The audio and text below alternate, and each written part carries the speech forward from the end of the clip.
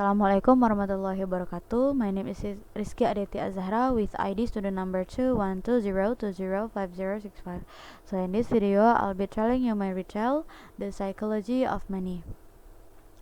The psychology of money explores how money moves around in an economy and how personal basis and the emotional factor play an important role in our financial decision, as well as how to think more rationally and make better decisions when it comes to money. Financial habit and norm also are the value, standards, routine practice, and rules to live, but the people really on to navigate their day-to-day financial life. They support ability to effectively manage money and respond quickly to financial decision or challenge. Compulsive spenders, sometimes called compulsive buying disorder or oniomania, is spending far beyond what is necessary. Thought it often causes financial harm. People of means may engage in compulsive spending without suffering serious financial disaster. In an increasingly materialistic society, it can be difficult to differentiate compulsive spending from overbuying, in which most people engage. Compulsive behavior refers to continued competition of a behavior despite adverse consequence. The compulsive are fueled by the obsession or intrusive thought of contamination.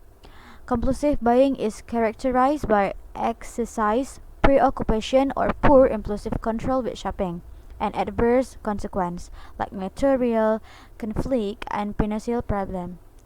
About 6% of the US population can be said to have compulsive buying behavior, with 80% of compulsive buyers being women.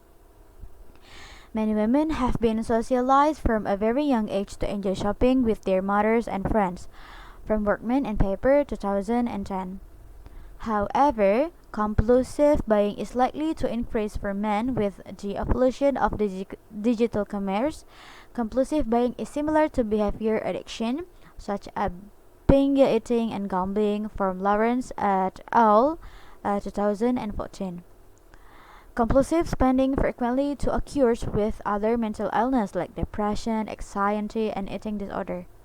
Unlike other decisions which take hold in the teens, spending addiction mostly develop in the 30s when people achieve financial independence.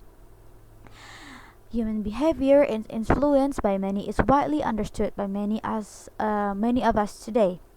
The influence is quite great not only in economic related human behavior but also in political, social, culture, legal, and even in religious domain of human behavior. Therefore, it is important to understand the meaning of money.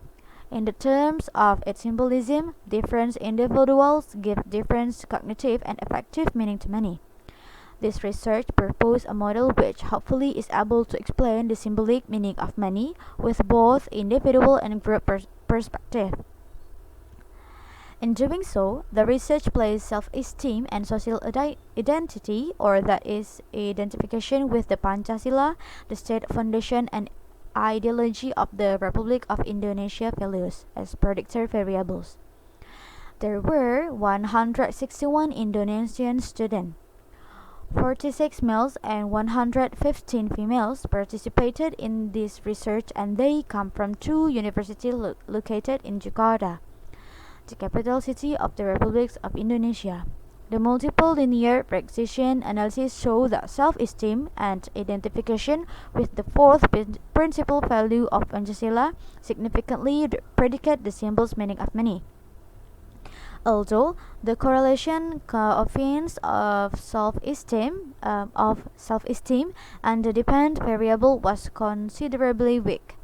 The one way Innova showed that there were significant differences in the symbol meaning of money according to faculty where the students went, the category of resident place where the study live in, the students' occupation, and their ethnicity.